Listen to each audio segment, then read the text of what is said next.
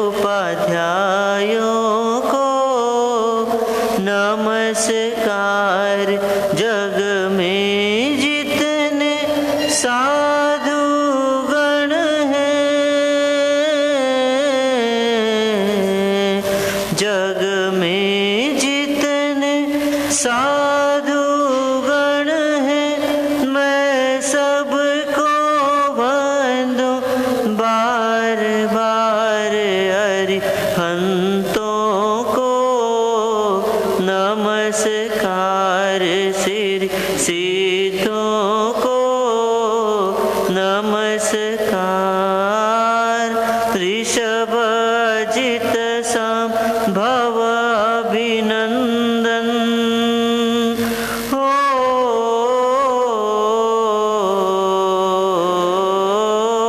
ऋषभजित संभव अभिनंदन।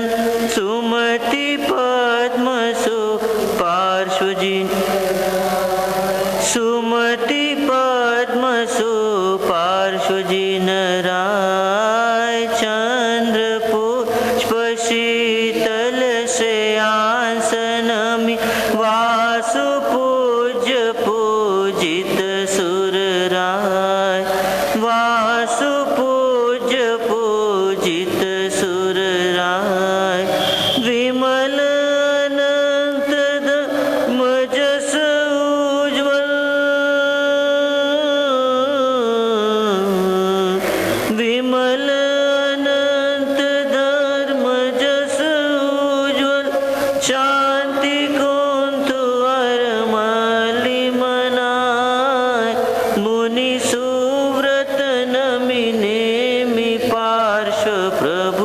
वर्धमान पद पुष्प चढ़ाय, वर्धमान पद पुष्प चढ़ाय। 24 के चरण कमल में, 24 के चरण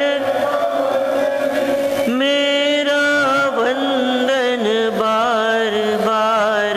अरिहंतों को नमस्कार, सिर सिद्धों को नमस्कार। जिसने राग द्वेष कामादि हो,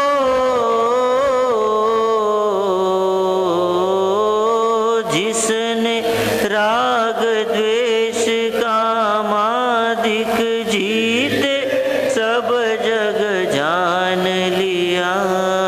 जीते सब जग जान लिया। सब जीवों को मोक्ष मार्ग का निष्प्रिय हो उपदेश दिया। निष्प्रिय हो उपदेश दिया। बुद्ध वीर जिन हरिहर ब्रह्मा,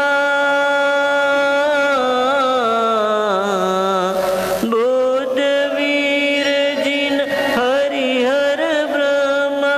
या जिनेन्द्र या हो अवतार, सबके चरण कमल में मेरा वंदन होवे बार बार।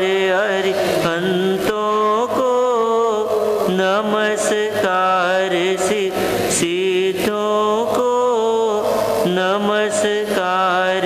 आचार्यों को नमस्कार। उपाध्यायों को नमस्कार। जग में जितने साधु गण हैं, जग में जितने दुगण हैं, मैं सबको वंदूं बार बार। अरिहंतों को नमस्कार, सिर सिद्धों को नमस्कार।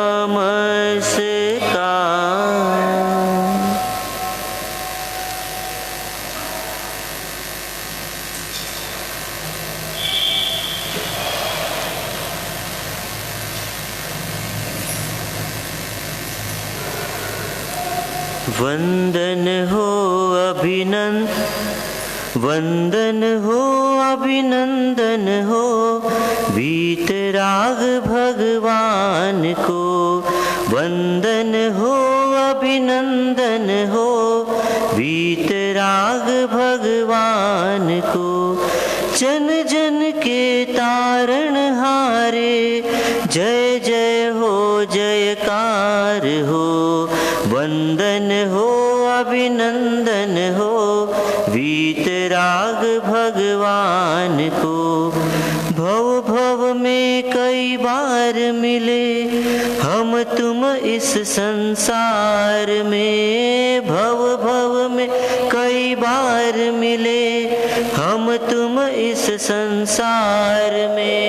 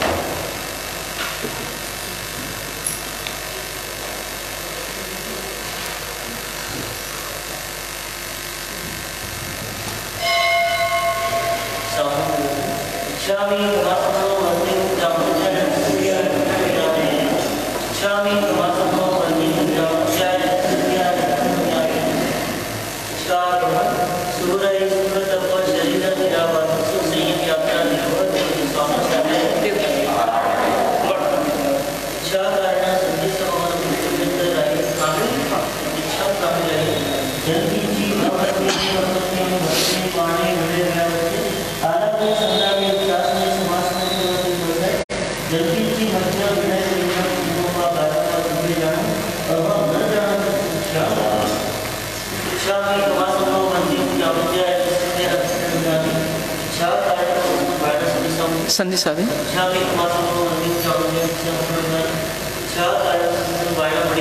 पढ़िक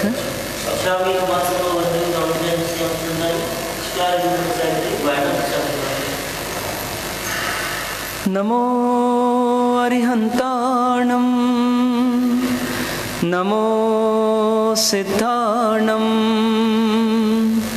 नमो आयर्याणं नमो उवज्जायाणं नमो लोये सौवसाहूणं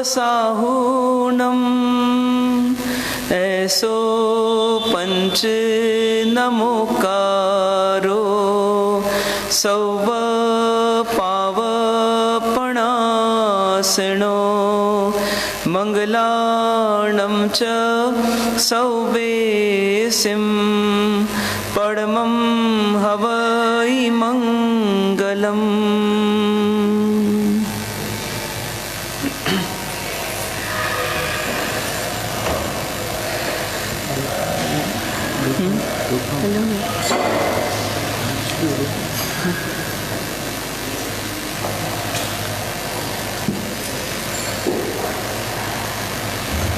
वंदन हो अभिनंदन हो वीतराग भगवान को।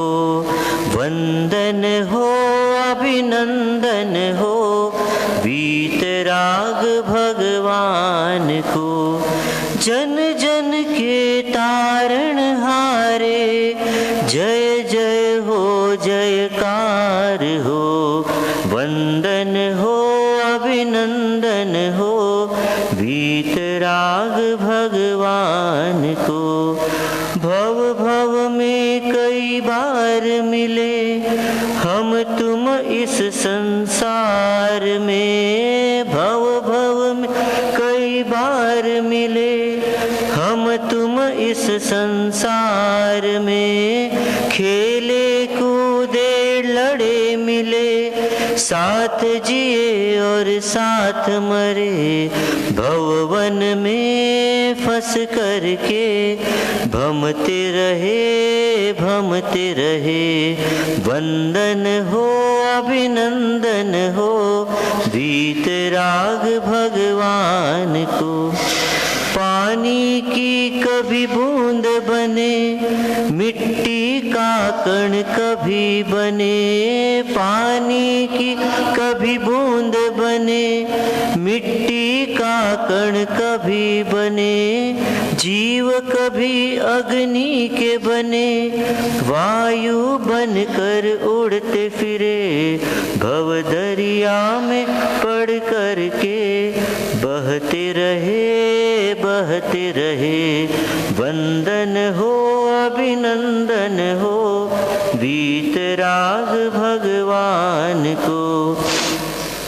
फलदाता तरुवर बने, फूलों से वन महकाया, फलदाता तरुवर बने, फूलों से वन महकाया, पथिक जनों को दे छाया, ऐसी वनस्पति की काया, ठंड गर्मी बरसातों को सहते रहे। वंदन हो अभिनंदन हो वीतराग भगवान को। लट भंवरी मधुमक्खी बने, कीट पतंगे तितली बने, लट भंवरी मधुमक्खी बने, कीट पतंगे तितली बने, बेते चौपंचेंद्री बने, जलचर नभचर भूप चले, भव अग्नि में गिर करके जलते रहे। वंदन हो अभिनंदन हो वीतराग भगवान को।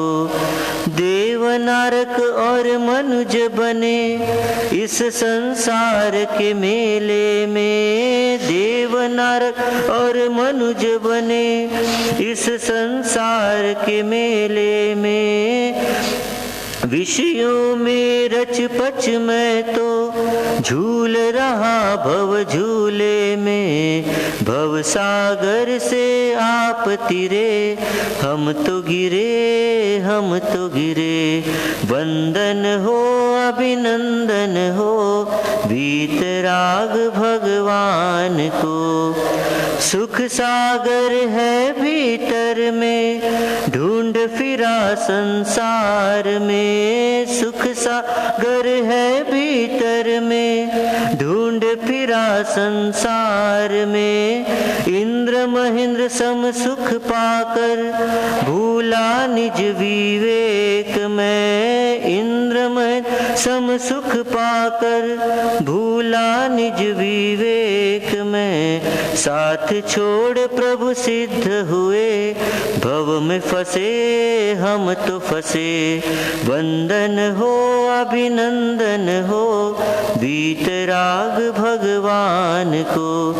जन जन के तारण हारे, जय जय हो जयकार हो। वंदन हो अभिनंदन हो वीतराग भगवान को।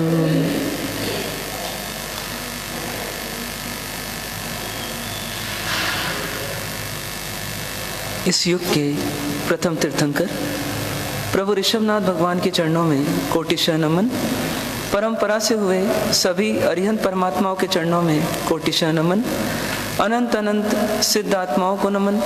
मोक्ष मार्ग के साधक समस्त आचार्य उपाध्याय एवं साधु भगवंतों के चरणों में कोटिशः नमन।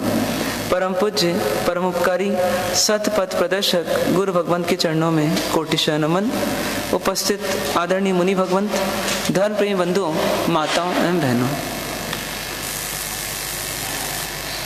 भावनाओं के क्रम में आज एक अगली भावना का हम चिंतन करने जा रहे हैं, जिसका नाम है लोक स्वरूप भावना।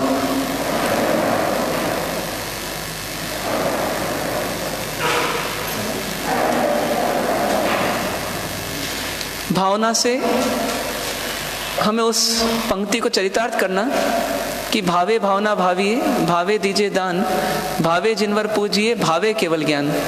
मतलब इस भावना के रसायन में बहुत ताकत है। भावना से ही व्यक्ति दरिंदा हो सकता है और भावनाओं से ही व्यक्ति इंद्र हो सकता है। भावनाओं से ही व्यक्ति दानव बन सकता है, भावना से ही व्यक्ति महामानव बन सकता है। तो भावना के रस में बहुत ताकत होती है ना। अब अक्सर अशुभ भावों का रसायन बहुत बनता है अंदर, लेकिन शुभ भावों का रसायन नहीं बन पाता। केमिकल्स तो बनते हैं अंदर, लेकिन अशुभ भावों के केमिकल्स बनते हैं और उससे हम अशुभ व्यवहार करते हैं। लेकिन शुभ भावों के केमिकल्स का निर्माण हो और उससे हम आगे बढ़ करके और शुद्ध भावों तक पहुंच जाएं, उसके लक्ष्य से ये हम भावनाओं का चिंतन कर रहे हैं। अब इन भावनाओं में क्या छिपा हुआ है, कोई पूछे, चाहे अनित्य भावना हो, चाहे अशरण भावना हो, चाहे संसार भावना हो, चाहे एकत्व भावना हो, अन्यत्व भावना हो, अशुचि भावना हो, या फिर हो आश्रव भावना, या फिर हो संवर निर्जरा भावना, तो इनमें क्या छिपा हुआ है? कोई पूछे क्या चीज है इसमें? इसमें परम सुख का मार्ग है ना। मतलब इसमें वास्तव में यदि एक सामान्य व्यक्ति के लिए पूछा है क्या है इसमें, तो इसमें सत्य छिपा हुआ है। जिस सत्य को हम नकारते हैं ना, उसी सत्य को यहाँ प्रस्तुत किया गया है। क्यों प्रस्तुत किया गया है? कि हम असत्य के आवरण को छोड़ें, असत्य के पर्दे को छोड़ें और हम सत्य से इस संसार को देखने का प्रयास करें। जैसे कोई पूछे आपसे कि आपका ये मकान, दुकान, घर, गृहस्थी ये नित्य है कि अनित्य है, क्या उत्तर आएगा ना? तो अनित्य भावना पढ़ने के बाद ये उत्तर आना चाहिए कि ये सब अनित्य है। अच्छा, कब जाएगा ये? कब जाएगा? जैसे मकान है ना, मकान है और फूल है, दोनों अनित्य हैं। फूल हो या मकान हो, दोनों अनित्य हैं। तो दोनों में से पहले कौन नाश हो जाएगा?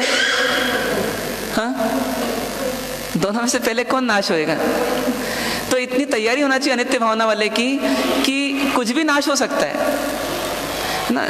ये क्रम नहीं बताया है कि मकान बनाया तो 50 साल तक रहेगा और फूल आया है तो अगले दिन तक रहेगा। ये तो हमारे मन की कल्पना है, जो हमने स्टडी की संसार की, उसके आधार पर हमने तय कर लिया, लेकिन ऐसा कोई निश्चित नहीं है। मकान पहले जा सकता है, यदि आज ही भूकंप आ जाता है कहीं पर तो क्या होगा? वो फूल शायद खिलता हुआ रह जाए और मकान जमींदोज हो जाए। तो इसका कोई ठिकाना नहीं। ये सत्य जो है, जो हमारी इन आंखों से भी हम नहीं देख पाते इस संसार में, उस सत्य को किसने दिखाया? ज्ञानियों ने दिखाया। और सिर्फ अनित्य भावना में नहीं दिखाया, ऐसी हर भावना में दिखाया। लेकिन फिर भी यदि कोई गफलत रह गई हो ना, यदि कोई शंका रह गई हो ना, तो अब ये लोक स्वरूप भावना आ रही है जो बोल रही है कि अब सत्य को पूरी तरह से हृदयंगम कर लो, सत्य को पूरी तरह से आत्मसात कर लो। क्योंकि सत्य जो है ना, इस लोक स्वरूप भावना के माध्यम से पूरे लोक के स्वरूप का सत्य बता दिया गया इस लोक स्वरूप भावना के माध्यम से। इसलिए क्या करना चाहिए हमें? लोक स्वरूप भावना को हमें बिल्कुल एकाग्रता से, निष्ठा से श्रवण करना, चिंतन करना और फिर इसे स्वीकार करना। क्योंकि इसमें और कुछ नहीं है सत्य के अलावा, सिर्फ सत्य है, सत्य के अलावा कुछ नहीं है। अब बात आती है कि नाम थोड़ा अटपटा है। तीसरी भावना कौन सी थी? संसार भावना। और 10वीं भावना कौन सी आ गई? लोक स्वरूप भावना। लोक यानी क्या? संसार। और संसार यानी क्या? लोक। तो ये दो भावनाएं अलग अलग क्यों दी गई? इनमें क्या अंतर है, ये समझना बहुत जरूरी है। तो देखिए, वो थी संसार भावना। संसार मतलब भ्रमण, संसरण। संसार शब्द का अर्थ क्या होता है? संसरण करना, मतलब इधर से उधर, उधर से इधर जाना आना। तो ये हो जाता है हमारा संसार भावना का स्वरूप, कि जिसमें जीव के परिभ्रमण की जानकारी दी गई कि 4 गति में जीव भटकता है। उस भावना का नाम क्या हुआ? संसार भावना। लेकिन लोक स्वरूप भावना क्या बता रही है? लोक स्वरूप भावना ये बता रही है कि इस संसार की व्यवस्था क्या है, इस विश्व की व्यवस्था क्या है, इस विश्व का स्वरूप क्या है। ये विश्व मतलब ये पृथ्वी नहीं, विश्व मतलब पूरा का पूरा लोक ना, उसका स्वरूप क्या है, उसके कायदे क्या हैं, उसकी नियमावली क्या है ना। उसमें जीना है यदि, तो जीने के लिए फॉर्मूले या जीने के लिए नियम क्या है ना। जैसे अपने यहाँ कोई जैनेतर भाई आए हैं और आकर के वो प्रवचन हॉल में प्रवेश करें और पहली बार आ रहे हैं और कोई भी नहीं आया श्रावक श्राविका, तो ऐसा संभव है क्या कि वो यहाँ बैठ सकते हैं? लेकिन आप आएंगे तो फिर क्या बोलेंगे? भाई साहब थोड़ा आप उधर चले जाइए, ये हम बहनों का है, बोलेंगे ना ऐसा? ये क्या है? ये व्यवस्था है, ये नियम है, इस परिसर का नियम है ये, है ना, इस हॉल का नियम है ये। लेकिन एक ये छोटा सा संसार हुआ, एक छोटी दुनिया हुई जिसमें हमको 1 घंटे रहना है, पर एक ऐसी दुनिया है जिसमें हमको अनंत काल रहना है। वो दुनिया कौन सी? हमारा धमतरी नहीं, हमारा छत्तीसगढ़ नहीं, हमारा भारत नहीं, हमारा हमारी पृथ्वी ये भी नहीं, फिर क्या? पूरा लोक। यदि हम सोचे 1 दिन कहाँ रहना है, 1 घंटे कहाँ रहना है, तो यहाँ रहना है। 1 दिन कहाँ रहना है तो चलो धमतरी में रहना है, कल जा सकते हैं कहीं बाहर, है ना। लेकिन 1 सप्ताह कहाँ रहना है? छत्तीसगढ़ में रहना है। 1 महीने हम इंडिया में रहेंगे, इंडिया से बाहर नहीं जाना है। 1 साल हाँ इस वर्ल्ड से बाहर नहीं जाना है। लेकिन जब अनंत काल की बात हो तो आपको कहाँ तक सोचना पड़ेगा? इस जन्म का भी सोचना पड़ेगा, अगले जन्म का भी सोचना पड़ेगा, उसके अगले जन्म का भी सोचना पड़ेगा, और ऐसे अनंत जन्मों का सोचना पड़ेगा। तो ये अनंत जन्मों में ये आत्मा, ये जीव, है ना, ये चेतन चिदानंद, ये कहाँ कहाँ जा सकता है, कहाँ कहाँ जा सकता है ना। वो पूरा जो है उसको हम विश्व कह रहे हैं, उस पूरे को विश्व कह रहे हैं ना। और उस विश्व के कायदे क्या हैं, उस विश्व की व्यवस्था क्या है? 1 घंटे के लिए भी आया हुआ व्यक्ति को भी नियम जानना जरूरी है। तो अनंत काल जिस विश्व में हमको रहना ही है, उस विश्व से परे हमारा कोई अस्तित्व नहीं है, चाहे हम कहीं भी रहें, रहेंगे विश्व में। तो उस विश्व के नियम, उस विश्व के कायदे, उस विश्व के कानून, है ना, उस विश्व के लॉ ना, वो हमें जानना जरूरी है या नहीं है? ये नहीं जानेंगे तो क्या होगा? ये नहीं जानेंगे तो क्या होगा बताइए? अव्यवस्थाएं होगी, है ना। जो नहीं करना चाहिए वो करेंगे ना, जो नहीं सोचना चाहिए वो सोचेंगे ना, फिर जैसे नहीं जीना चाहिए वैसे जिएंगे, और फिर अल्टीमेटली क्या होगा ना? फिर दुखी होंगे। व्यक्ति को दुखी होने का कारण वास्तव में ज्ञानी क्या बोलते हैं कि विश्व की व्यवस्था का पालन नहीं करने से ये जीव दुखी होता है। जो वस्तु का स्वरूप है, जो विश्व का स्वरूप है, उसको हम स्वीकार नहीं करते, इसलिए हम दुखी होते हैं। जैसे एक उदाहरण के लिए कि ठंड में किसी बच्चे ने आइसक्रीम खा ली और सुबह उसके गले खराब हो गए, तो माँ क्या बोलेगी? क्या बोलेगी मम्मी? मम्मी एक ही चीज बोलेगी कि देखो ना, तेरे को रात में कहा था ना, मैंने तुझे कहा था रात में ना, तूने नहीं माना ना, अब देख क्या हो रहा है ना। और बच्चा समझदार होगा तो क्या करेगा ना, अगली बार वो गलती नहीं करेगा। अब स्टॉल वही लग रहा है ना, आइसक्रीम वही मतलब अच्छी लग रही है, स्वादिष्ट लग रही है, लेकिन उसके बावजूद वो बच्चा बोलता नहीं, मतलब ऋतु को मैं बदल नहीं सकता हूँ, ऋतु एक व्यवस्था है और उस व्यवस्था के नियम है। शरीर की भी व्यवस्था है, उसके भी नियम है कि इसको एक लिमिट से अधिक कोल्ड में रखा जाएगा तो गले खराब होंगे। तो क्या किया जाए भैया? ना ऋतु को बदल सकता हूँ मैं, ना शरीर को बदल सकता हूँ, तो बदलना किसको पड़ेगा? बस अपने आप को बदलना है, अपनी सोच को बदलना है, अपनी समझ को बदलना है। तो वो बच्चा जो है बड़ा होने के बाद आइसक्रीम नहीं खाता, क्योंकि उसको मालूम है इससे मेरे को दिक्कत होगी। जब समझ आ जाए तब से नहीं खाता। ऐसा हर जगह कुछ ना कुछ कायदे लगते हैं क्या? हर जगह कुछ ना कुछ नियम लगते हैं क्या? और नियम को पालन नहीं करते तो दुख पाते हैं क्या? आप सोचिए ना, एक बहू जो है घर में सेट हो जाती है, एक बहू घर में सेट नहीं होती है ना। एक बेटी वापस पियर आ जाती है, एक बेटी ससुराल में आराम से रहती है। कारण क्या? कारण हमको तो यही मानना कि हमको विश्व की व्यवस्था को बदलना नहीं है, हमको विश्व की व्यवस्था को स्वीकारना है।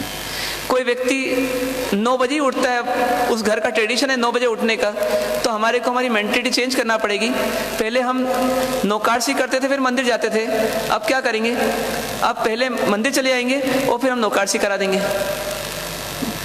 किसी के घर में ऐसा है कि भैया पान आखिरी में होना ही होना, भोपाल जाओ तो पान चाहिए ही चाहिए, मान लीजिए, तो क्या करेगी बहू आने के बाद? वो पान का भी एक रखेगी, है ना, पेटी छोटी, और मान लो पान बना के देना है सासू जी को या ससुर जी को, तो दे देगी, क्योंकि उसने वहां पर लर्न कर लिया कि भैया इस घर का यही कायदा है।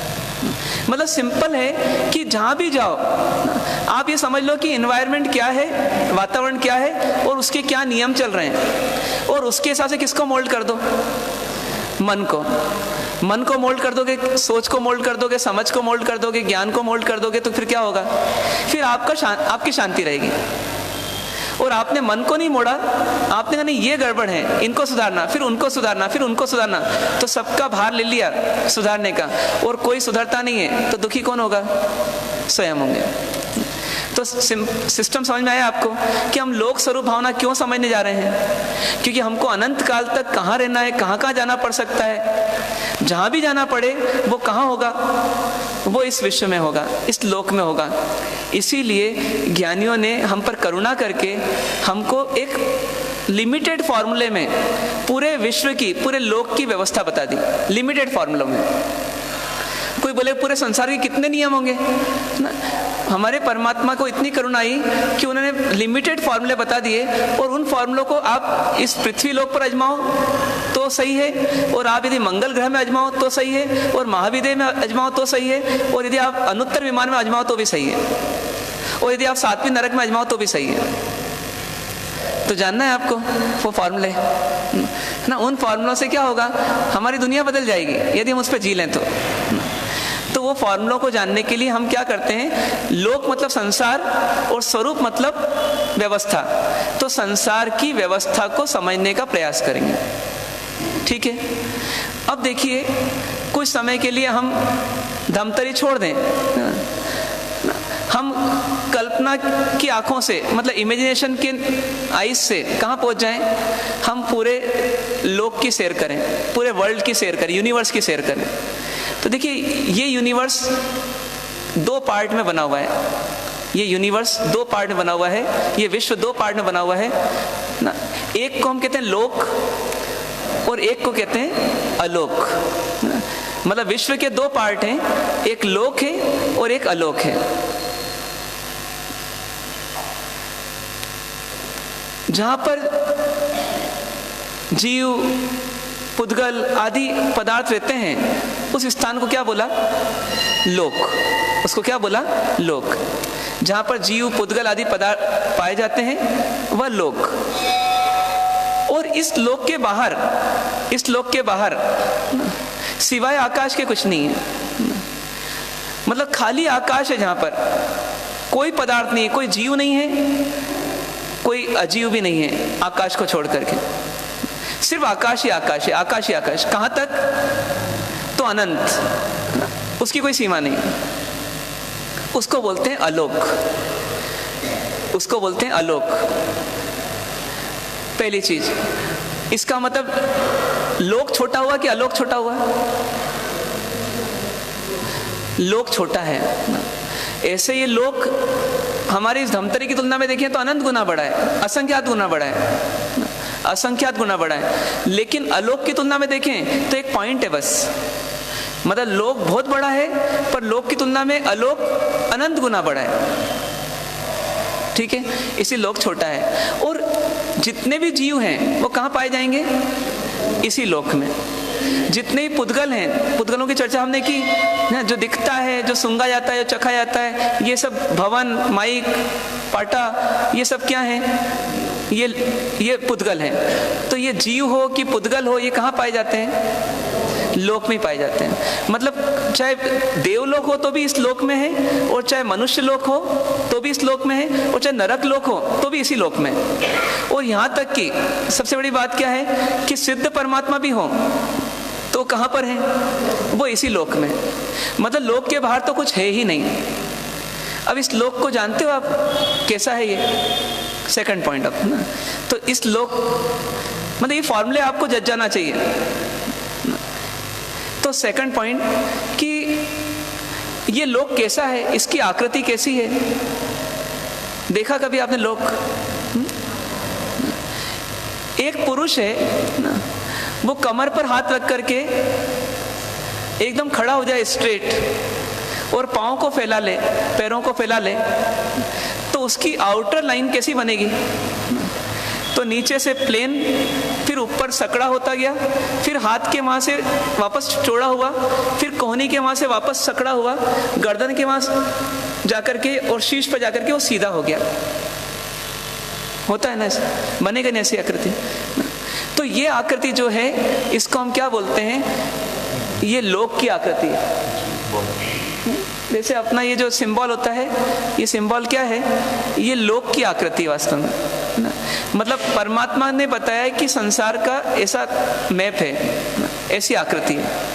अब इसी में कौन रह रहा है, इसी में आप हैं, इसी में हम हैं, इसी में पूरी दुनिया के हर जीव हैं और हर पुद्गल हैं। ठीक है, मतलब सूर्य भी इसमें है, चंद्रमा भी इसमें है, और देव भी इसमें है, नरकी भी इसमें है। अब ये लोक है, इस लोक के 3 विभाग हैं। थर्ड पॉइंट, इस लोक के 3 विभाग। तो लोक के 3 विभाग कौन कौन से, कई बार सुना होगा। अधोलोक, फिर क्या आएगा, मध्यलोक, और उसके ऊपर ऊर्ध्वलोक। अधोलोक में कौन रहते हैं, तो मुख्यतः से नारकी रहते हैं। मध्यलोक में कौन रहते हैं, मनुष्य और तिर्यंश मुख्यतः से। और ऊर्ध्वलोक में कौन रहते हैं, देव रहते हैं। ठीक है, ऐसे देव जो हैं, देव के 4 विभाग हैं। चौथा पॉइंट, देवों के 4 विभाग कौन कौन से, भवनपति, व्यंतर, ज्योतिष्क और वैमानिक। मतलब 4 प्रकार के देव होते हैं, नाम याद रख लें, भवनपति, व्यंतर, ज्योतिष्क और वैमानिक। तो जो भवनपति होते हैं और व्यंतर होते हैं, व्यंतर मतलब भूत प्रेत वगैरह सब आ गए उसमें। भवनपति मतलब भवनों में रहते हैं, अच्छे अच्छे, और युवा रहते हैं हमेशा। और ज्योतिष कैसे हैं, जो दैदीप्यमान रहते हैं, एकदम चमक रहती है उनमें ना, सूर्य चंद्र आदि। और उसके अलावा वैमानिक मतलब जो विमानों में रहते हैं, बड़े बड़े विमानों में, बहुत बड़े बड़े विमान में रहते हैं वो। ऐसे 4 प्रकार के देवता रहते हैं।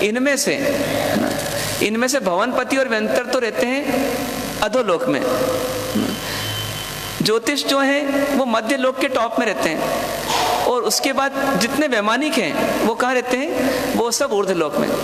लेकिन मुख्यतः से देवताओं का स्थान कहाँ बोला जाएगा, जहाँ सिर्फ देवता रहते हैं, तो वो ऊर्ध्वलोक। ठीक है, और मध्य लोक में मुख्यतः से कौन रहते हैं, मनुष्य। ऐसे तिर्यंश जो हैं वो पूरे के पूरे लोक में रहते हैं। तिर्यंश जो है, छोटे छोटे तिर्यंश, तिर्यंश मतलब पशु पक्षी, कीड़े मकोड़े, पेड़ पौधे, और यहाँ तक कि पृथ्वी का, आपका, देव का, वायु का, वनस्पति का। तो इनमें से जो सूक्ष्म रहते हैं वो तो पूरे लोक में रहते हैं, ऊर्ध में भी, मध्य में भी, अधो में भी। लेकिन जो जिनको हम जैसे गाय, बैल, बकरी आदि बोलते हैं ना, पक्षी आदि बोलते हैं, ये सब कहाँ पाए जाते हैं, ये सिर्फ और सिर्फ मध्य लोक में पाए जाते हैं। सबसे सकड़ा स्थान पूरे लोक में कहाँ पर है, मध्य लोक में। मध्य लोक में कहते हैं 1 राजू चौड़ा है। जहां पर कोहनी वाला हिस्सा है वो कितना है, वो 5 रज्जु चौड़ा है। और जो नीचे नरक के वहां पर जो जितना मैक्सिमम चौड़ा है वो कितना है, 7 रज्जु चौड़ा है। इस प्रकार की एक व्यवस्था है।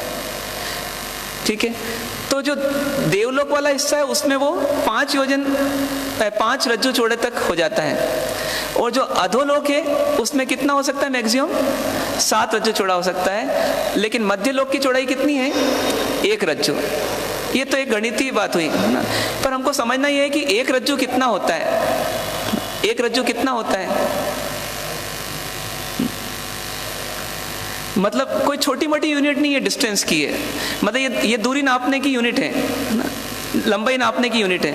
जैसे हम कहाँ तक पहुँच गए कि भैया हम बोलते हैं मिलीमीटर, सेंटीमीटर, फिर उसके बाद मीटर, फिर उसके बाद किलोमीटर ना, उसके बाद फिर हम हेक्टामीटर, ऐसे कई मीटर्स हमने बना दिए साइंस ने, आज के गणित ने।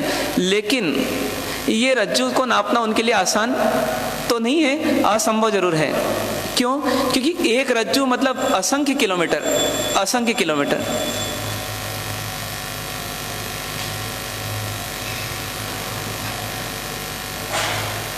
ऐसे उसका गणित आता है कि लगभग 5,81,000 भार वाला कोई एक गोला है और उस गोले को ऊपर से छोड़ा गया तो 6 महीने में जितना चल लेगा वो उतना क्या बन जाता है, एक रज्जु। अब इतना भारी पदार्थ और वो यदि चले और वो भी ऊपर से नीचे की ओर तेज स्पीड से, तो उसकी स्पीड के हिसाब से वो चले तो 6 महीने में जितना रास्ता तय हो उतना क्या, एक रज्जु। तो आप सोचिए कि पूरा लोक बहुत बड़ा है। कितने रज्जु है पूरा लोक? लंबाई देखें तो, ऊंचाई देखें तो 14 रज्जु ना, मतलब बहुत ही ऊंचा है, बहुत बड़ा है। तो इतने बड़े ब्रह्मांड में ना हम सब जी रहे हैं। और अब जैसे देवलोक में कौन रहते हैं ना, अभी आपको पता है ना, देवलोक में कौन रहते हैं, देव। और नरक में कौन रहते हैं? ऐसा नहीं है, देवलोक में भी हम ही रहते हैं जब हम वहाँ जाते हैं तो ना। हमारे बहुत सारे फार्म हाउस बने हुए हैं ना, तो जब हम वहाँ जाते हैं तो वहाँ रह लेते हैं, फिर वहाँ से जब नीचे आते हैं तो यहाँ रह लेते हैं, फिर इससे और नीचे चले जाते हैं कभी नरक तक, तो वहाँ भी हमारे सब अच्छे हाउसेस बने हैं ना। कुछ रो हाउसेस बने हुए हैं और कुछ रैंडम हाउस बने हुए हैं, मतलब कुछ तो बिल्कुल पंक्तिबद्ध हैं और कुछ कैसे हैं, छितरे हुए हैं, मतलब स्केटर्ड हैं, इधर उधर बिखरे हुए हैं। तो जैसे भी हैं हम क्या करते हैं, इन्हीं घरों में रहते हैं और फिर क्या करते हैं, वहाँ पर जब निकलना पड़ता है तो थोड़ा रो लेते हैं, फिर वहाँ से निकल जाते हैं, फिर थोड़ी देर घूम फिर करके वापस वहीं पहुँच जाते हैं। ऐसा ये जीव एक एक घर में, एक एक जगह पर कितनी बार होकर आया अभी तक पता है? ये अगला पॉइंट है ना। अगला पॉइंट कौन सा? 5वें नंबर का पॉइंट, कि इस लोक में यह जीव अनंत बार पूरी की पूरी परिक्रमा कर चुका है, जिसको बोलते हैं उद्गल परावर्तन कर दिया इसने। मतलब एक एक स्थान पे मर मर करके ये कितनी बार, अनंतों बार पूरे ब्रह्मांड की, पूरे लोक की सैर कर चुका है, एक एक स्थान पर, एक एक छोटे स्थान पे। अपन बोले कि एक ऑल्पिन जितना स्थान, उससे भी छोटा स्थान, उसने सब स्थानों को पूरी तरह से अनुभव कर लिया, सब जगह मरा, सब जगह से निकला, ऐसा इसने अनंत बार कर लिया। तो सोचिए कौन सा स्थान खाली रहा होगा। हम जिनसे आज घृणा करते हैं वहां भी रहे, और जहां राग करते हैं वहां भी रहे, जहां राग किया वहां से भी दुखी होकर निकले, और जहां घृणा की वहां से भी निकलना तो हो ही गया, हमने फालतू घृणा की, फालतू द्वेष किया। कभी कभी कोई बहन क्या बोलती है ना, अब मुक्ति दिला दे इस घर से, अब मुक्ति दिला दे इस घर से। अरे भैया मुक्ति कहाँ मिलेगी? जब तक आप संसार से मुक्त नहीं होगे तब तक इस घर से मुक्ति नहीं मिलेगी। अनंतों बार इसी घर में आओगे। यदि स्थान की अपेक्षा बोलें, यदि सहयोगों की अपेक्षा बोलें तो अनंतों बार वही सहयोग मिलेगा आपको, अनंतों बार उसी व्यक्ति से, उसी वस्तु से सहयोग मिलेगा। कब तक बचोगे? बच ही नहीं पाओगे। मतलब हम बोल रहे हैं कि ये लोक कितना बड़ा है, लेकिन उससे अधिक हमारी ताकत है कि हमने इतना कर्म बांधा है और बांधते रहते हैं कि उसके कारण हमारे को भटकना ही पड़ता है, और हम लोक छोटा पड़ जाता है और हम अनंतों बार इसमें घूम लेते हैं, अनंतों बार। ऐसा हम घूमे हैं इस लोक में। तो अब किस लिए आए हैं अपन यहाँ पर? कि अब जान लें इस लोक की व्यवस्था क्या है, और उससे अपनी मति को सुधार लें, अपनी समझ को सुधार लें, और अब ऐसा कुछ काम करें कि अब भटकना ना पड़े इस संसार में और दुखी नहीं होना पड़े। तो उसके लिए पॉइंट नंबर 6 मैं इसलिए बोल रहा हूँ, पॉइंट नंबर याद रखने की जरूरत नहीं, पॉइंट नंबर, लेकिन सिर्फ आपको एक एक पता पड़े कि ये सत्य हमारे को समझना है कभी ना कभी। आज तो मैं सिर्फ एक झलक बोलूंगा। अब देखिए कि इस संसार में कितने पदार्थ होंगे इस लोक। अब लोक को अपन क्या बोलेंगे? संसार बोलेंगे, अलोक की चर्चा नहीं करेंगे अपन अभी, लोक की। तो संसार, इस संसार में कितने पदार्थ होंगे? अनंत पदार्थ हैं। इस संसार के पदार्थ अनंत हैं। पदार्थ को हम क्या बोलते हैं? द्रव्य भी बोल देते हैं। लेकिन ये द्रव्य कितने प्रकार के हैं कोई पूछे तो मेनली 2 प्रकार के हैं। जितने भी पदार्थ हैं वो 2 ही प्रकार के हैं। कौन कौन से? जीव और अजीव। ये 2 पदार्थ से पूरा भरा हुआ है संसार। मतलब अपन बोले कि धमतरी में लोग ही लोग दिखते हैं बाजार में, तो दिल्ली में कौन दिखेंगे? और न्यूयॉर्क में कौन दिखेंगे? वो लोग ही लोग। अब हम बोलते हैं कि धमतरी में हमको मकान ही मकान दिखते हैं, तो न्यूयॉर्क में क्या दिखेंगे? मकान ही मकान दिखेंगे। मतलब वही ईंट चुना पत्थर ही मिलेगा कहीं ना कहीं। तो इसलिए बोला कि इस संसार में जाति तौर पर ना, दो ही तरह के पदार्थ हैं। जाति तौर पर मतलब क्या कि उनके अपन देखें कि प्रकार देखें तो प्रकार दो ही हैं, संख्या कितनी, अनंत, और प्रकार कितने, दो। कौन कौन से, जीव और अजीव। तो जो जानता है, देखता, सोचता है, विचारता है, सुखी दुखी होता है, भावना करता है, उस पदार्थ का नाम क्या, उस पदार्थ का नाम जीव। और जो इसका अपोजिट है, जो जान नहीं सकता, देख नहीं सकता, सोच नहीं सकता, विचार नहीं सकता, एकदम जड़ बुद्धि है, मतलब जड़ है ना, तो उसको हम क्या बोलते हैं, अजीव है। न वो सुखी दुखी होता है, उसको काट दो, पीट दो, जला दो, दबा दो, दफना दो, वो कुछ नहीं करता। तो जितने ऐसे पदार्थ हैं जो कोई प्रतिक्रिया नहीं कर सकते, योग्यता ही नहीं है, उनको हम क्या बोलेंगे। जैसे ये स्टूल है मान लीजिए, तो स्टूल को आपने आरी से काट दिया तो स्टूल क्या बोलेगा, कुछ नहीं। तो इसका मतलब कौन सा पदार्थ हुआ, अजीव, नॉन लिविंग। लिविंग नहीं है वो, जीवंत नहीं है वो ना, उसमें जीवन नहीं है। जिसमें जीवन होगा वो बोलेगा, अरे मुझे मत करो ऐसा, मुझे मत मारो ना, लेकिन जिसमें जीवन नहीं है वो जड़ है, तो जड़ को अजीव बोलते हैं, ठीक है। भगवान कौन है, जीव की अजीव। भगवान कौन है, जीव की अजीव, जीव है ना। लेकिन भगवान की एक खासियत है कि हम सब प्रतिक्रिया राग द्वेष की करते हैं, और वो प्रतिक्रिया किसकी करते हैं, समता की। तुम कुछ भी करो, मैं किस में रहूंगा, समता में। उनकी समता ही उनकी प्रतिक्रिया है, उनकी समता ही उनकी रिएक्शन है, और उनकी शांति का आधार भी उनकी समता ही है। तो हमें भी शांति पाना है तो हमें सोचना है कि देखो वो भी जीव होकर के समता में आ सकते हैं, परम समता में, तो हम भी जीव हैं, हम अजीव तो नहीं है, तो हम भी क्या पा सकते हैं, परम समता, परम शांति पा सकते हैं। तो उसी के लिए हम ये सिद्धांत जान रहे हैं, ठीक है ना। तो अगला सिद्धांत अब है ना, पॉइंट नंबर 7। अब पॉइंट नंबर 7 ये बोलता है कि जीव तो एक ही प्रकार का है संसार में, लेकिन अजीव 5 प्रकार के हैं। मतलब टोटल पदार्थों को देखा तो 2 प्रकार के, जीव और अजीव। अब अजीव के उपभेद, अजीव के सब डिविजन्स, अजीव के अवान्तर भेद, वो कितने होंगे, वो 5 हैं। कौन कौन से, तो एक का नाम है धर्मास्तिकाय, दूसरे का नाम है अधर्मास्तिकाय, तीसरे का नाम है आकाशास्तिकाय, चौथे का नाम है पुद्गलास्तिकाय, पुद्गलास्तिकाय, और 5वें का नाम क्या है, काल। 5वें का नाम क्या है, काल। धर्मास्तिकाय, दूसरा अधर्मास्तिकाय, तीसरा आकाशास्तिकाय, चौथे का नाम पुद्गलास्तिकाय, और 5वें का नाम काल। ये धर्मास्तिकाय को शॉर्ट में क्या नाम देते हैं अपन, है ना, ब्रैकेट में लिख सकते हैं धर्म। अधर्मास्तिकाय का शॉर्ट में नाम क्या है, अधर्म। आकाशास्तिकाय का शॉर्ट में नाम क्या है, आकाश। और पुद्गलास्तिकाय का नाम पुद्गल, और 5वां काल। अब ये 5 प्रकार के अजीव होते हैं। जैसे एक प्रश्न उठता है कि हम कोई सी भी क्रिया कर रहे हैं, मान लीजिए एक एग्जाम्पल लें कि यहां से रायपुर गए, ठीक है, तो रायपुर गए तो हमको क्या क्या लगा, रायपुर गए तो हमको एक तो गाड़ी चाहिए पहले, फिर गाड़ी को मूव होने के लिए ना रोड चाहिए, फिर गाड़ी को रोकने के लिए ब्रेक चाहिए,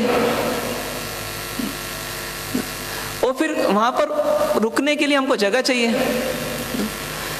और जो हमको करना है वहां पर वो करने के लिए समय चाहिए। ऐसी 5 चीजें चाहिए हमारे को। क्या क्या चाहिए, जाने के लिए गाड़ी चाहिए, चलने के लिए रोड चाहिए, रुकने के लिए ब्रेक चाहिए, ठहरने के लिए स्थान चाहिए, और काम करने के लिए समय चाहिए, ठीक है। मतलब ये 5 क्रिया को ध्यान में रखना है। क्या क्या 5 क्रिया हुई, चलना, फिर दूसरी रुकना, तीसरी ठहरना, चौथी पहली जो है, पहली क्या है, निमित्त, है ना, या यूं कहे साधन, है ना, काम करने का साधन।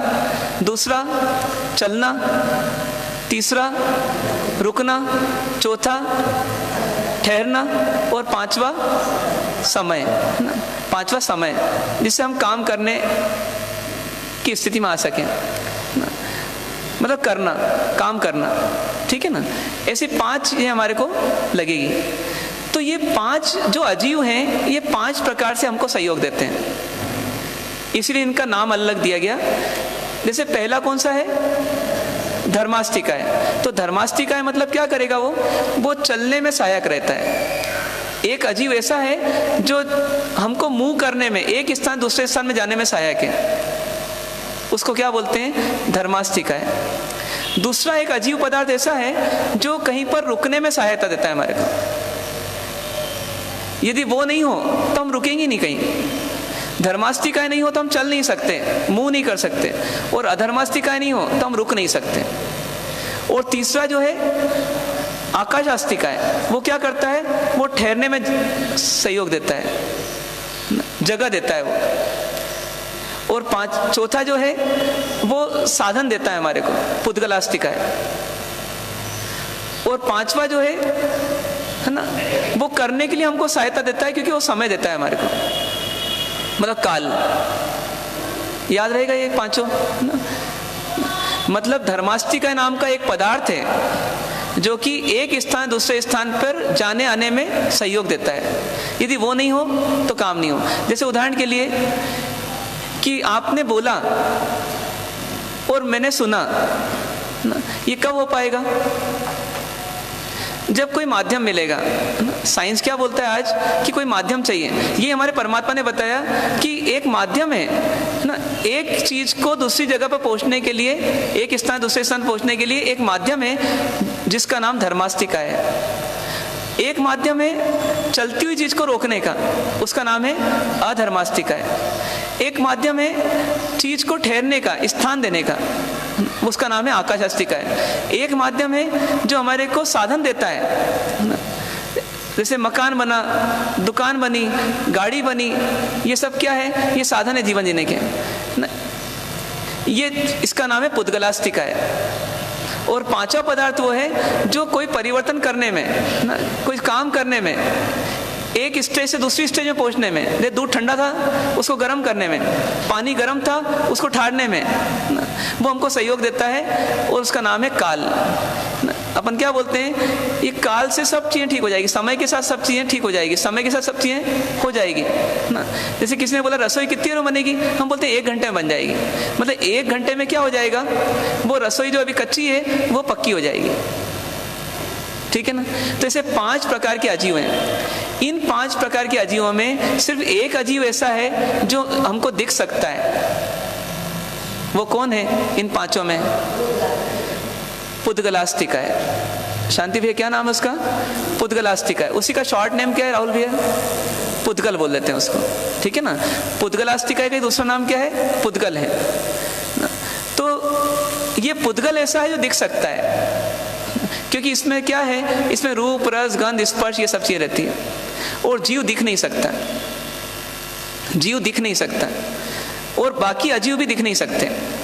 धर्म अधर्म आकाश और काल दिख नहीं सकता। अब पूरे 14 राजलोक में, मतलब पूरे लोक में 2 द्रव्य पूरे पूरे व्याप्त हैं। कौन कौन से, एक धर्मास्तिका है और एक अधर्मास्तिका है। ये कैसा है, ये जैसे चादर जैसे बिस्तर पे पूरी फैल जाती है, पूरी व्याप्त हो जाती है, उसी प्रकार से ये 14 राजलोक में, मतलब पूरे लोक में ये धर्मास्तिका है पूरा व्याप्त है। एक ही धर्मास्तिका नाम मतलब पदार्थ है, जाति भी उसकी एक प्रकार की है और संख्या भी उसकी एक है वो, लेकिन एक होते हुए भी कितना फैला हुआ है, पूरे 14 राजलोक में। तो जिसको भी जीव को या पुद्गल को इधर से उधर जाना आना है तो वो सहयोग दे देता है। और ऐसे किसी अधर्मास्तिका भी दिखता नहीं है, अरूपी है, वो भी पूरे 14 राजलोक में फैला हुआ है। वो क्या करता है, जिसको रुकना है उसको मदद कर देता है। जैसे सूर्य घूम रहा है तो किसकी मदद से घूम रहा होगा, या चंद्रमा घूम रहा है तो किसकी मदद से घूम रहा है, धर्मास्तिका की मदद से। और जैसे मान लीजिए कि अपन वहां से घर से निकले, वो किसकी मदद से निकले, धर्मास्तिका की मदद से। और यहाँ आकर के हम रुक गए, अधर्मास्तिका की मदद से। और यहाँ आकर के आप ठहर गए तो किसकी मदद से? आकाश की मदद से। आखिर हम सब हैं कहाँ पर? जैसे एक पंछी है, वो कहाँ पर है? उड़ रहा है, किस में है वो? आकाश में। उसको तो आकाश में बोलते थे हम, लेकिन ये पृथ्वी भी कहाँ टिकी हुई है? ये आकाश में लटकी हुई है, अधर है। नीचे भी आकाश, ऊपर भी आकाश है ना। आकाश साइंस भी मानता है आज, मतलब आकाश ही आकाश है। आकाश के बीच में ये पृथ्वी है, और पृथ्वी पर कौन बैठा है? हम बैठे हैं। तो एक तरह से हम इनडायरेक्टली किस पर हैं? जैसे नौका में कोई व्यक्ति है तो अल्टीमेटली है किस में? पानी में ही है ना। तो उसी प्रकार से हम पृथ्वी पर बैठे हैं, लेकिन पृथ्वी किस में है? आकाश में। इसलिए कोई पूछे कि हम कहाँ ठहरे हुए हैं, तो एक उत्तर यह आ सकता है कि हम धमतरी की मिट्टी में बैठे हुए हैं, लेकिन हम ये भी बोल सकते हैं कि हम कहाँ पर हैं? हम आकाश में हैं। तो हर पदार्थ कहाँ है इस डेफिनेशन से? आकाश में ही है। पृथ्वी कहाँ, सूर्य कहाँ, चंद्रमा कहाँ, ये सब आकाश में ही है बीच में। इनको जगह किसने दी? इनको जगह आकाश ने दी। आकाश नाम के पदार्थ ने दी, स्पेस जिसको बोलते हैं। आकाश के बाद बहुत जगह है, वो कितना फैला हुआ है? वो लोक में भी है और आलोक में भी है। लेकिन आलोक में सिर्फ कौन है? आकाश। ऐसा क्यों हो गया, अब आप बता सकते हो? आलोक में सिर्फ आकाश क्यों है? बाकी पदार्थ क्यों नहीं जाते? जीव क्यों नहीं जाता? क्योंकि जो धर्मास्तिकाएं हैं और अधर्मास्तिकाएं हैं, ये कहाँ तक व्याप्त हैं? ये सिर्फ लोक में व्याप्त हैं, 14 राय लोक में। इसीलिए इनकी बाउंड्री को छोड़ के कोई जा नहीं सकता, क्योंकि किसी को भी गमन करना है तो किसकी मदद लगेगी? धर्मास्तिकाएं की। तो वो धर्मास्तिकाएं जहाँ तक है वहीं तक जीव और पुद्गल जा सकता है। ठीक है। अब बात आती है कि ये 5 प्रकार, ऐसे कैसे काल भी है ना। काल क्या करता है? काल समय है, समय को ही काल बोलते हैं। समय के साथ क्या हो जाता है? समय के साथ परिवर्तन हो जाता है। तो जितना ही परिवर्तन हमको दिखता है ना, वो किसकी मदद से होता है? वो काल की मदद से होता है। ऐसे 5 प्रकार के अजीव हैं, और एक कौन है? जीव। तो टोटल कितने प्रकार के द्रव्य संसार में हैं? कितने प्रकार के द्रव्य? 6 प्रकार के। कितने प्रकार के द्रव्य हैं? 6 प्रकार के। इसीलिए इस विश्व को क्या बोलते हैं? षट द्रव्यात्मक विश्व। षट द्रव्यात्मक विश्व मतलब क्या हो गया कि 6 द्रव्य वाला विश्व। ये परमात्मा महावीर ने बताया। किसको बताया? हम सबको बताया। क्यों बताया? क्यों बताया? क्योंकि इस संसार को हमने इस नजरिए से कभी नहीं देखा। एक ऐसा नजरिया जिसमें पदार्थ ही पदार्थ भरे पड़े हैं, पदार्थ ही पदार्थ भरे पड़े हैं। वो चाहे जीव हो, चाहे पुद्गल हो, चाहे धर्म अधर्म, आकाश और काल हो, ये पदार्थों से भरा हुआ है। काल कोई द्रव्य नहीं है वास्तव में। काल सिर्फ हमारे समझने के लिए एक व्यवस्था को हमने समझा है कि वह काल के हिसाब से चेंज होता है, इसलिए काल को हमने एक प्रकार का अजीव मान लिया। पर मूल में द्रव्य कितने प्रकार के? तो 5 प्रकार के। जीव, पुद्गल, धर्म, अधर्म और आकाश। अब खास बात जो समझना है हमारे को, उस पर फोकस करना आप, कि अब इसमें 2 पदार्थ जो है नाटक कर रहे हैं इस पूरे संसार में। कौन कौन? जैसे रंगमंच होता है ना, तो उसमें कलाकार नाटक करता है, नृत्य करता है, इधर से उधर करता है, उधर से इधर, कभी डायलॉग्स का आदान प्रदान करता है। ऐसे के ऐसे ही 2 पदार्थ इस पूरे संसार में नाटक कर रहे हैं, नाच रहे हैं, है ना। बहुत सुंदर सुंदर नाटक कर रहे हैं, वो बहुत सुंदर सुंदर नृत्य कर रहे हैं ना। कौन कौन से? एक जीव और एक पुद्गल। ठीक है। और कुछ लोग क्या कर रहे हैं? वाजिंत्र बजा रहे हैं, मतलब ऑर्गन्स बजा रहे हैं, है ना, म्यूजिकल इंस्ट्रूमेंट्स बजा रहे हैं। कोई तबला बजा रहा है, कोई सिंथेसाइजर बजा रहा है, कोई वीणा बजा रहा है ना। ऐसे कितने लोग हैं? तो 5 लोग ऐसे हैं ना जो वाजिंत्र बजा रहे हैं। कौन कौन? कौन कौन? एक तो है कर्म, एक कर्म है ना। कर्म का तबला जैसे बजता है वैसे जीव नृत्य करने लग जाते हैं, अजीव का साथ लेकर के। फिर एक है नियति, एक है नियति। फिर एक है स्वभाव, वस्तु का स्वभाव। और एक है पुरुषार्थ, और एक है काल। मतलब काल उधर अलग बताया आपको, इधर काल अलग समझना थोड़ा ना। ऐसे ये 5 प्रकार के वाजिंत्र बज रहे हैं। नृत्य करने वाले को क्या चाहिए ना, उसके पांव थिरकने लग जाते हैं। कब? जब उसको सुंदर वाजिंत्र मिलता है तो, मतलब इंस्ट्रूमेंट्स मिलते हैं तो, है ना। कुछ लोग ऐसे ऐसे करने लग जाते हैं, कुछ लोग ऐसे ऐसे करने लग जाते हैं, है ना, होता है ना ऐसा। तो ये कब? जब उनको कोई साज मिलता है तो, ठीक है ना। तो हम भी जीव और पुद्गल यही कर रहे हैं। उसमें भी पुद्गल तो न्यूट्रल है, पुद्गल न्यूट्रल है। ये जीव क्या कर रहा है? जैसे कोई बहन देखते हैं ना अपन कि भैया उसने अपने ऊपर क्या रख ली ना, नृत्य करने के लिए घड़े रख लिए, एक के ऊपर एक 7 घड़े रख लिए, है ना, और वो नृत्य कर रही है ना। वो घड़ों को कोई प्रॉब्लम नहीं है, प्रॉब्लम किसके मन में चल रही है ना? मेरे घड़े गिर नहीं जाए, मेरे घड़े गिर नहीं जाए, किसको चल रही है ना? वो जो नृत्यांगना है उसको चल रही है ना। क्योंकि उसको क्या करना है ना, देखा जाए, अब एक अलग दृष्टि से बोल रहा हूँ मैं, है ना। उसको पांव आड़े तिरछे करना है, हाथ आड़े तिरछे करना है ना, कहीं मटकना है, कभी लटकना है, कभी कुछ करना है, तो अब उसको करना है। और साथ में उसका एक ध्येय ये है कि मेरे घड़े गिरना नहीं चाहिए, है ना। अब 2 के बीच में झूलती रहती है वो, है ना। फिर कभी ऐसी होती है तो कभी घड़े गिरने लगते हैं, फिर बचाती है, फिर रोकती है, फिर गिरते हैं, ऐसे सब होता है ना। फिर कभी किस्मत अच्छी है तो नहीं गिरते हैं, तो उसको खुशी होती है, देखो मैंने कितना अच्छा किया। फिर कभी उसको आंगन फिसलन वाला मिल जाता है तो गिर भी जाती है, स्वयं गिर जाती है, हाथ पांव टूट जाते हैं। तो ऐसे वो नित्यांगना को सब तरह के दुख दर्द देखना पड़ते हैं। उसकी एक ही कमजोरी है, वो वाजिंत्र बजते हैं तो वो रोक नहीं पाती अपने आप को, है ना। और वो क्या सोच रही है, मैं 7 घड़े से 8 घड़े कर लूँ, 8 से 9 कर लूँ, 9 से 10 कर लूँ, तो उसको चैन भी नहीं मिल रहा है। ये नित्यांगना कौन है? ये नित्यांगना कौन है? ये हम हैं, ये जीव है। ये जीव बेचारा समझ नहीं पा रहा है कि मैं नचाया जा रहा हूँ, है ना। मेरा नाच देख देख करके वो तो खुश हो रहे हैं और मैं फालतू दुबला हो रहा हूँ, दुखी हो रहा हूँ। और ये घड़े कौन है? ये पुद्गल हैं। और ये प्लेटफॉर्म जो है ये क्या है? ये धर्म अधर्म आकाश मान लीजिए इसको, है ना। तो जो रंगमंच है वो धर्म अधर्म आकाश हो गया। उसमें रहता हुआ ये जीव जो है ये नाटक कर रहा है और इसके घड़े इसने लगा लिए, है ना। वो घड़े कौन है पता है आपको? हैं? पुद्गल है। पर वो पुद्गल कौन है ना? देखो सबसे पहले पत्नी, है ना, उसके ऊपर कौन? उसके ऊपर पहला वाला बच्चा, फिर दूसरा बच्चा, है ना, फिर उसके बाद कौन? फिर उन दोनों के पत्नियां, है ना, दोनों लड़कों के, फिर उसके ऊपर कौन? पोते पोती। अब क्या उनको लगा लिया, है ना। अब वो नाचे जा रहा है, इधर से उधर, उधर से इधर, और लोग क्या कर रहे हैं? ताली बजा रहे हैं, है ना। और वो क्या सोचा, मैं और रिकॉर्ड तोड़ दूं, है ना। पोते पोती तो आई गए, मैं पर पोते पोती और ले आऊं। मतलब उसको कितने नाटक करने की इच्छा हो रही है। पर इस नाटक में हाथ पांव किसके टूटेंगे?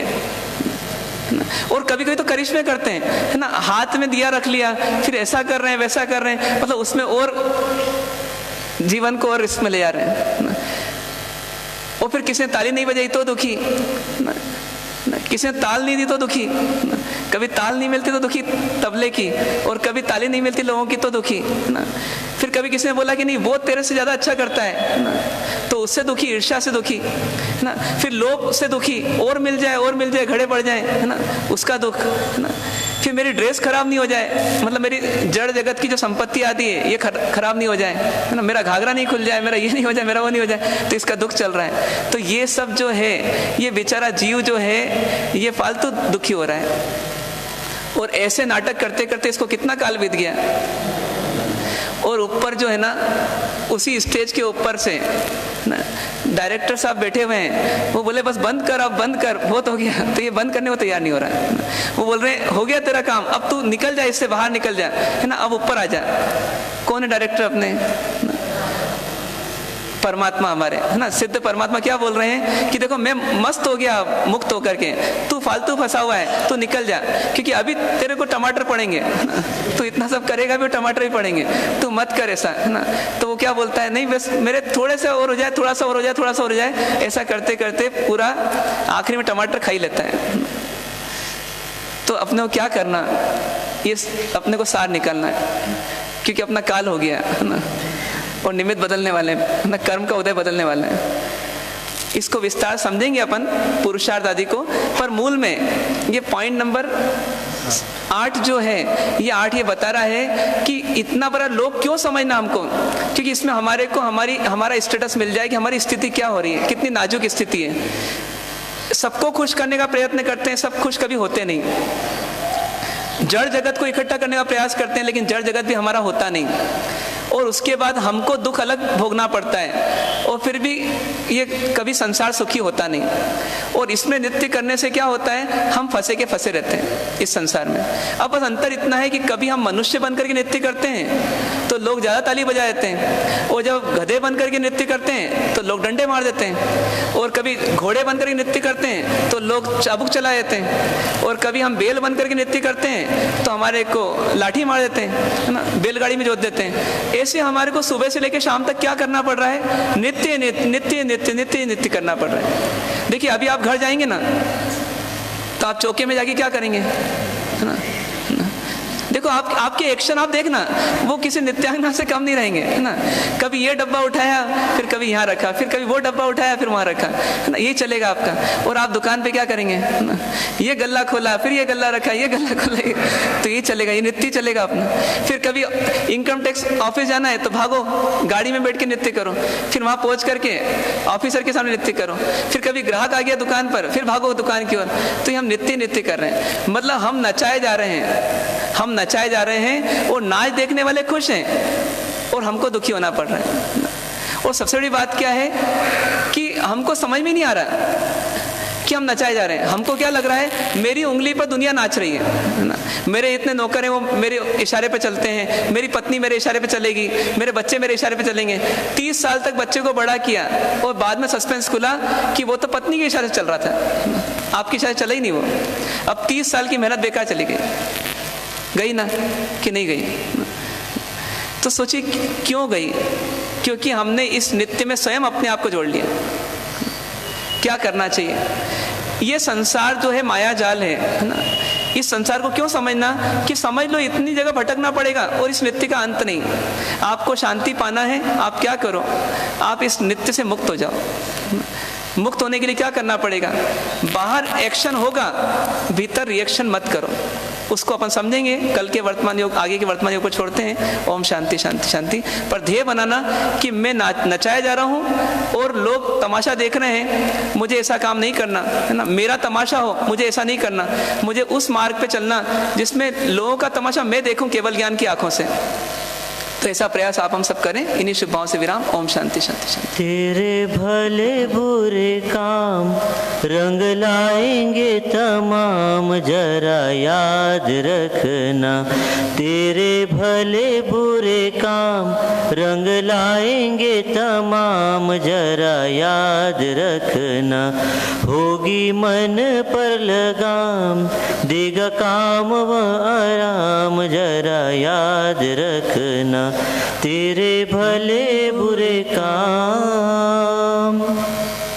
आएगी जवानी तो सारा ही जमाना सराहेगा तुझे। आएगी जवानी तो सारा ही जमाना सराहेगा तुझे। फूल जैसी काया पर मुग्ध हो हर कोई, मनाएगा तुझे, लुभाएगा तुझे।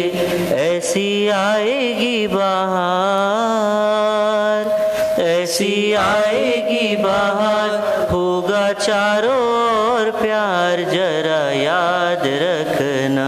तेरे भले बुरे काम रंग लाएंगे तमाम, जरा याद रखना। आएगा बुढ़ापा तो अपने भी पराए हो जाएंगे सभी। आएगा बुढ़ापा तो अपने भी पराए हो जाएंगे सभी।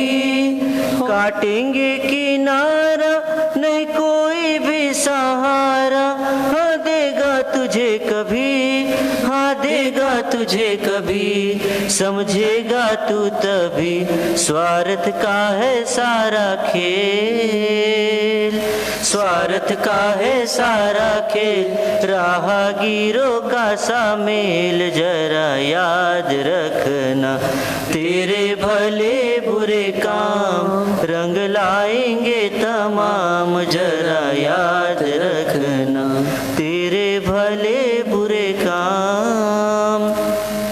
कारवां सांसों का चलता है जहाँ तक वहाँ तक है हलचल, कारवां सांसों का चलता है जहाँ तक वहाँ तक है हलचल, रुकने से पहले तू जीवन की घड़ियों को बना लेना सफल, बना लेना सफल, हो जाना निर्मल अवसर चूकने के बाद, अवसर चूकने के बाद कोई रहता नहीं स्वाद, जरा याद रखना तेरे भले बुरे काम रंग लाएंगे तमाम, जरा याद रखना तेरे भले बुरे काम।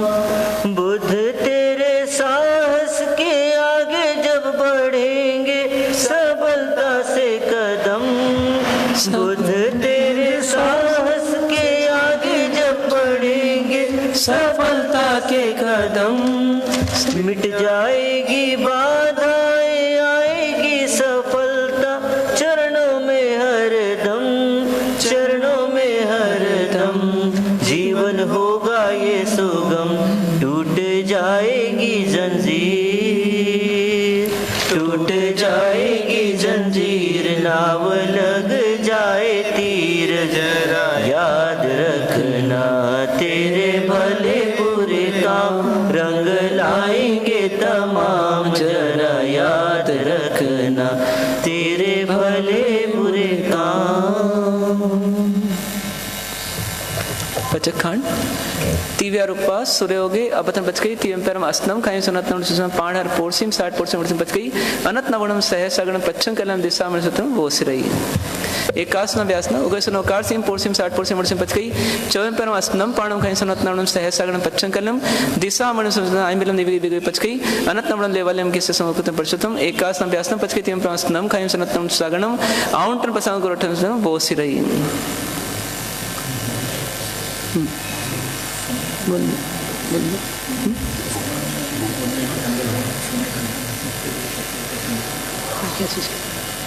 कल मौन 11 है, 150 कल्याणक का दिवस है। विशेष रूप से मौन साधना कर सकते हैं और जिनको मौन 11 करनी हो, झेलनी हो या जिनकी झेली भी हो वो भी आराधना करेंगे।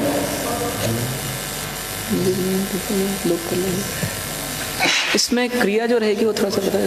150 इसमें 150 माला रहेगी, 150 कल्याणक की 150 माला रहेगी और साथ ही अरियन पद की आराधना 12 फेरी खमासना और स्वस्तिक और काउसद 12 रहेंगे और माला 150 रहेगी कल, और उपवास सहित ये आराधना होती है। मतलब ऐसे ही आराधना जो है वो 11 साल की आराधना रहती है, तो चाहे तो उसको कल से स्टार्ट कर सकते हैं। हर साल आपको एक उपवास करना है और मौन एकादशी की आराधना करना है, और उससे अधिक उत्कृष्ट से फिर हर महीने 11 को वो आराधना करते जाना है, 11 साल 11 महीने तक।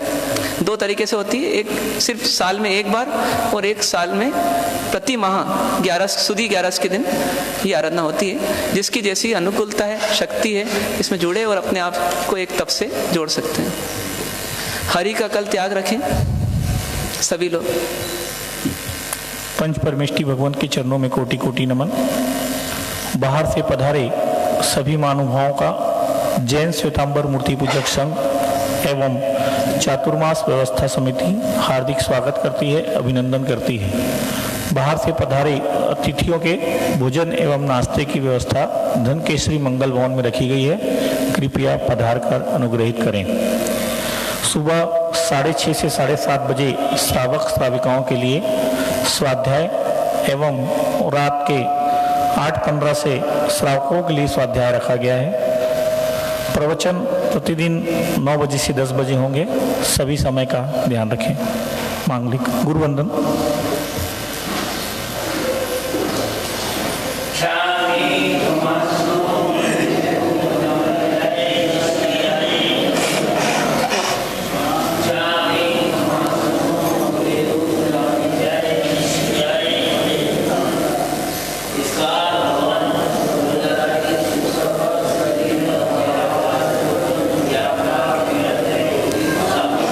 देवगुरु प्रसाद वर्तमान योग।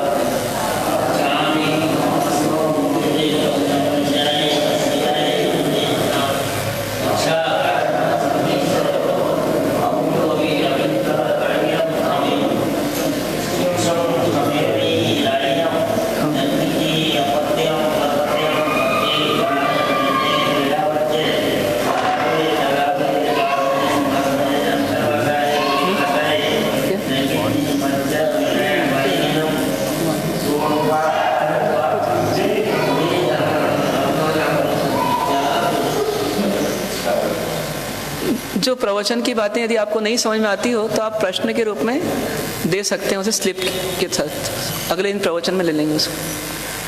चत्तारि मंगलम अरिहंता मंगलम सिद्धा मंगलम साहु मंगलम केवली पनतु धम्म मंगलम।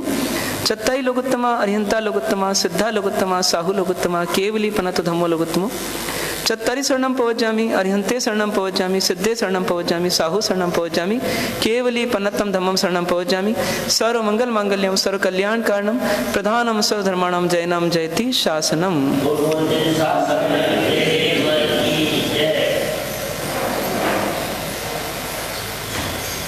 जिन्हें भी कल औसत लेना है 5:45 बजे पहुंच जाए मंगल भवन।